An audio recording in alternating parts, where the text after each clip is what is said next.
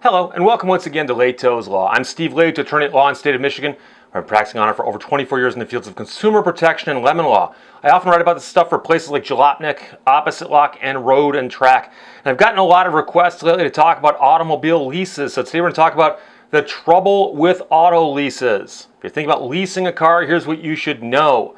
And you have to understand that there's good things and bad things about many things in life, including auto leasing. So I'm not going to bash auto leasing. I don't think auto leasing is necessarily bad. It's just something you need to understand. And I think the parallel here is kind of like if you're going to rent an apartment versus buying a house. I know people who say, well, if you're renting an apartment, you're throwing money out the window.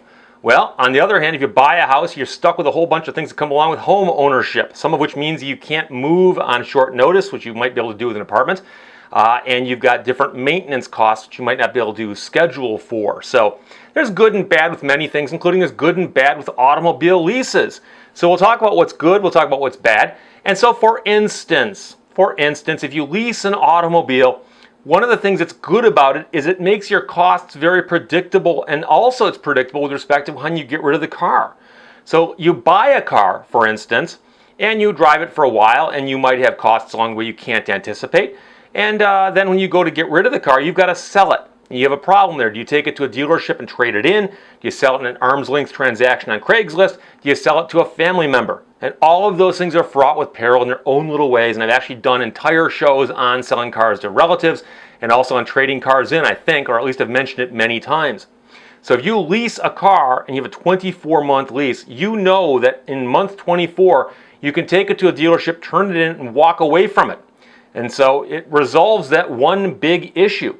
And so I know a lot of people, for instance, salespeople who drive a lot, they buy a vehicle they drive around in, and it turns out that they like the idea that every 2 years they get a new car, they turn in their old car, and it's no muss, no fuss, as they say, and they can simply walk away from that car and get a new car. So that predictability with respect to how you dispose of the car is a huge issue. I personally cringe at the thought of trading a car in at a car dealership.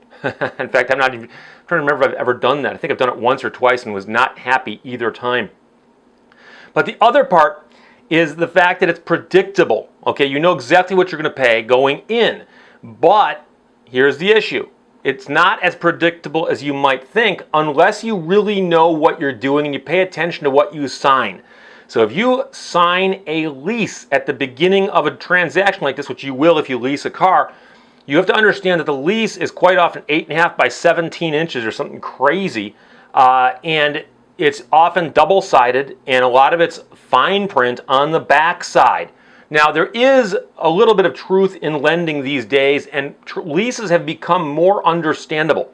I remember 15, 20 years ago when people would get leases that they had no idea how they worked, and sometimes, for instance, there'd be a huge buyout at the end, and if they didn't buy it out, they got stuck with it. And I don't even want to talk about that because those aren't as common anymore. I haven't seen them in years. But what happens when you buy a car is you get if you're going to buy a car, there's a Truth in Lending Act form that says, here's what this purchase is going to cost you. Purchase amount, how much you're financing, how much you put down, your payments, and so on. Well, many leases contain much of the same information, okay? So you've got to read them. But there's other things in leases that aren't there in purchase agreements for cars. So for instance, what happens if you go over on your miles, okay? Some leases are going to say, well, if you go over on your miles, you've got to pay us so much per mile.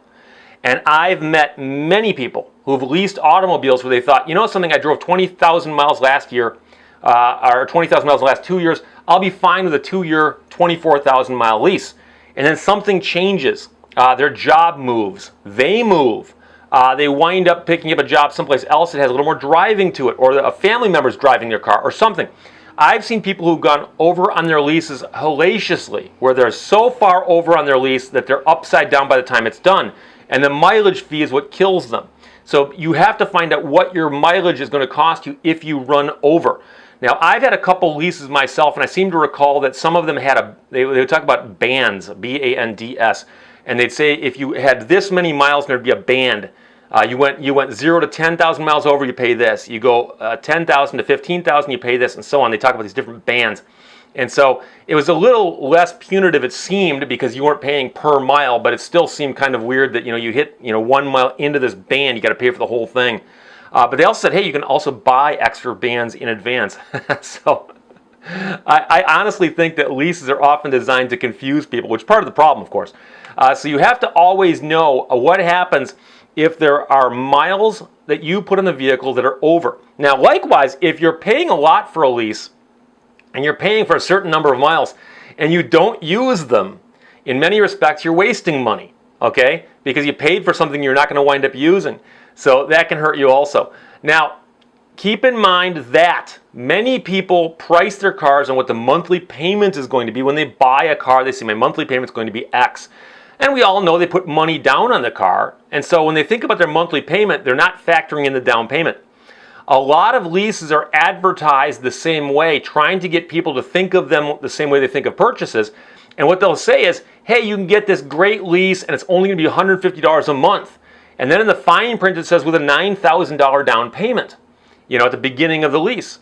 Now, since you're not getting that money back and you're not buying the car, you have to say, oh, wait a second, I've got to take that down payment and add it, in essence, to what I'm paying on the vehicle. So if you put $2,400 down on a lease that's 2 years long, that's actually $100 a month extra as, in essence, part of your lease payment. So always look at the total cost of the lease. That is your down payment spread out over the monthly payments, and then that's what your monthly payment really is, in effect, okay? So we've all seen these ads on TV. They say you can get this, ultra low mileage lease for, a couple $100 a month. Look to see what the down payment is. And the down payment's always thousands and thousands of dollars. And I've seen some that were comical. It's a $149 lease per month with $7,000 down. And it's like, what the? Why don't you just come out and say, here's what your monthly payment's going to be? But they know it's not quite a bait and switch, but they know that attractive monthly lease payment is what's going to get people in the door. So remember, over miles and what is the actual monthly payment, the first two things you got to think about immediately. Now, the other question always is are there fees at the end of your lease, okay? So I've had people tell me before, they say, something, I'm halfway through my lease, I've got to get out of the lease. I've got to get out of the lease. A lot of people think that leases are like you're renting a car. You're renting a car, you turn it in early, you might have to pay for the other days you're not renting it. If you turn a lease in early, they're still going to say, well, guess what? You got to pay for the whole lease. We don't care. You signed a document. You signed a contract. If you turn the lease in, you still owe the money on the rest of the lease. I actually had a lease a while back, and I've bitched about this before on this show and elsewhere. I've had several leasing experiences, good ones and bad ones. And the bad ones I had were all with the same lease. And I hit my miles quite early on my lease. And so I called up the leasing company and said, I'm just curious, if I turned it in early, will you give me any form of credit? And they said, no. I said, well, I'm going to park it in my driveway, and I'm going to be paying these monthly payments on it, but not driving it. Now, it's losing value as it sits in my driveway, and I'm wasting money on insurance. I'd like to turn it in early if I could. Will you give me any benefit, anything at all? Will you give me any consideration, even $1 off? They said, no. I said, so you'd rather have my car 3 months from now than today, and you want me to make all 3 payments, you won't even give me a penny off. They said, no. And I said, okay, so I left it in my driveway parked for 3 months, and I turned it in. It was just stupid. But that's what the contract said, and I thought, well, I'll call and ask. But no, they're not interested. They don't care. You got to pay the whole lease. They don't care. So, what happens if there's fees at the end of the lease? There might be fees that say, here's what happens when you turn a vehicle in, okay? And some of those fees talk about, like, for instance, the vehicle's got to be inspected, okay? So you drop a vehicle off and they inspect it. Now, they'll tell you, you've got to pay for damage to the car. And this varies wildly from finance company to finance company and from manufacturer to manufacturer. And many of these finance companies are tied to manufacturers.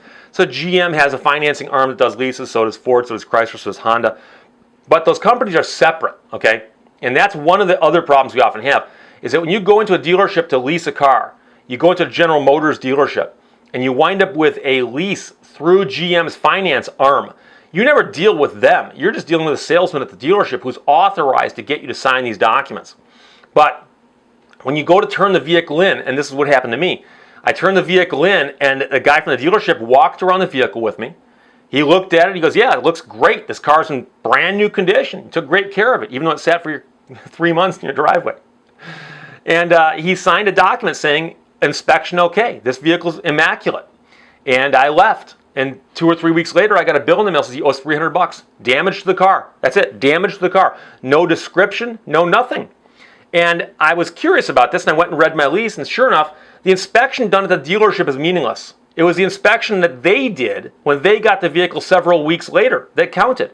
Now, I could have fought that, and I've explained before I had reasons that I didn't fight it, but I could have fought that, and in many different phases of my life, I might have fought that, and I would have won. There's no question. But I dropped the vehicle off in immaculate condition.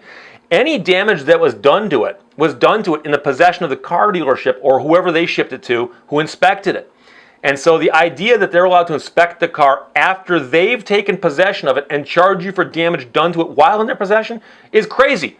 But the law allows them to do that because that's what they write into their lease. You sign the lease and you're agreeing to it. So read the lease very carefully and see if there's things in there, like hidden charges at the end, or possibly their right to inspect the vehicle after you've dropped it off and make you pay for damage they've done to your car after you dropped it off, which is crazy. But that happened. Now, I will tell you that sometimes, especially depending on how the economy is going, some leasing companies actually do things that are better for you than things that happen to you when you purchase a car.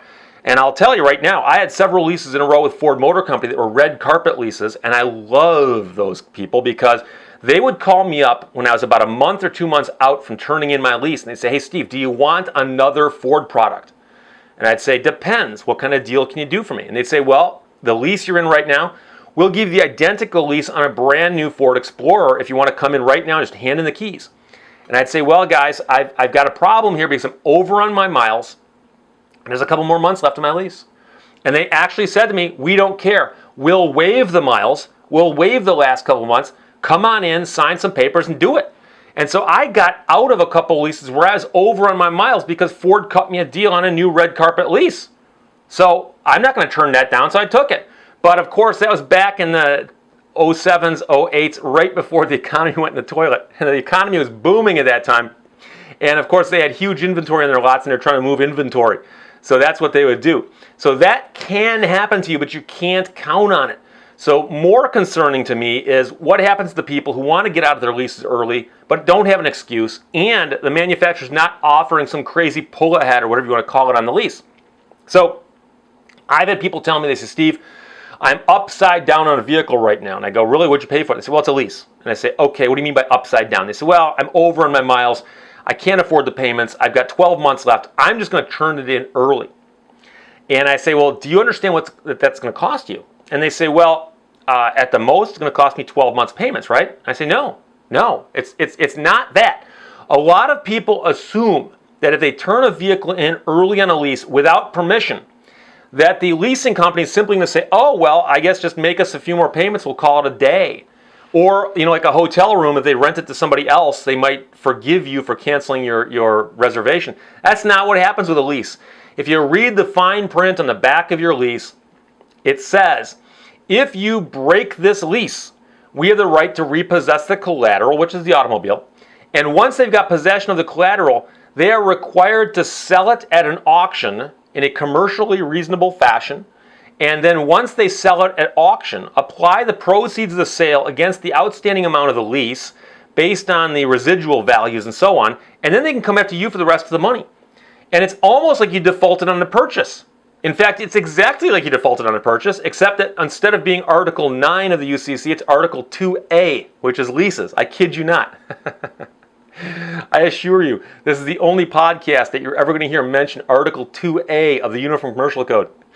But if you turn the vehicle in early, voluntarily or involuntarily, they have the right to do that, and it will create a gigantic deficiency. It's the same reason I tell people, don't ever just turn your vehicle in and walk away from it if you can't make the payments. It's always better if you can sell the vehicle yourself and apply that money to what you're upside down for. And people say, "Yeah, but the car won't sell for enough." Well, scrape up the money and make it work, because when they sell it at auction, they're going to get 10 cents on the dollar for it, and they're going to want the other 90 cents from you. So the early termination problem and the default is not what most people think. And that is what you need to be concerned about if you've got a lease. If you're going to get a leased automobile, you're going to lease an automobile, you've got to know what your costs are going in and understand that getting out of it may be different than getting out of a purchase if you get upside down or in trouble. And it's just like anything else. When you rent, when you buy a brand new car or when you lease a car, they'll have a document saying, you agree to get insurance on the vehicle. Same thing. If you're leasing a vehicle and your insurance lapses, they're going to place the insurance for you. It's going to charge you a ton of money, and it's going to be twice as much as it would have cost you to do it yourself. So again, this is all stuff that's in the lease if you read it. Most people don't read the leases. One of the reasons that car sellers and car lessors hate me is I'm one of the people who, when I sign documents, I actually read them. Because as I've talked about many times on this show, if you sign a document in Michigan and in most states in America, if you sign it, you're presumed to have read it and you agree with it. And if you don't want to do that, you've got to read the document and go, wait a second, I got a problem with this. Now, they're not going to change any language on a lease for you. They can't. They're going to say, we're not allowed to do that. But better, just understand going in. So going in, here's what you need to do from top to bottom if you are going to lease an automobile. And again, leases can work for some people. I've met other people they can't work for. If your life is unpredictable, your job is unpredictable, and you don't know what you're going to be driving next year, you can't get a lease and be smart about it. You've got to know how many miles you're going to drive next year and the next year and the next year to get into a lease, depending on how many years you're going to buy on that lease. But when you sign the agreement, the first thing you do is figure out what's my actual cost going to be. That's down payment divided out over the number of months I'm leasing, and then add that amount to the monthly payment. That's what your monthly cost is going to be. Also factor in things like, maintenance. I've had people who've leased vehicles before and they didn't maintain them, thinking, well, it's not my car. The lease agreement says that you are doing the maintenance, unless it's specified otherwise. I've heard of some deals, you lease a vehicle and the dealership says, bring it to us, we'll do maintenance, or the manufacturer says, we'll pay for the maintenance. Whatever, if that's true, then do it. But if you're leasing a vehicle, generally speaking, you've got to pay for the maintenance. Factor that in also. So know what your monthly payment's going to be. Know how many miles you can drive. Watch your miles. Take good care of the car. Keep it insured. Stay under your miles. Make your payments. And when you get to the end of the deal, you can turn it in. And if there's no damage to the vehicle, hopefully you can walk away from it and everything will have worked out. And you will have done well because you've just lived a portion of your life with predictability. And that's what a lease will get you. So along with calculating the costs and understanding what they're going to be, like anything else, read the lease contract front and back before you sign anything. And then if you understand it and you agree with it, sign it and get the vehicle. So again, like I said, buying a vehicle is one thing, leasing a vehicle is another. They each have pros and cons, but I think there's a lot more confusion with automobile leases because people don't understand what the differences are. They don't understand how to factor in their costs. They often underestimate the miles, and then they don't understand what happens if they break the lease. And if you break the lease, like I said, it's just like you broke a purchase agreement with a loan. The vehicle is going to auction. It's going to cost you a ton of money. You don't want that to happen. So that's the trouble with auto leases. Questions or comments, shoot them my way. LehtosLaw.com, LEHTOS, I'm on Twitter at Steve Lehto, at STEVELEHTO. And this show is on iTunes, Stitcher, SoundCloud, Podbean, Google Play, and YouTube. Thanks for watching and listening. Bye-bye.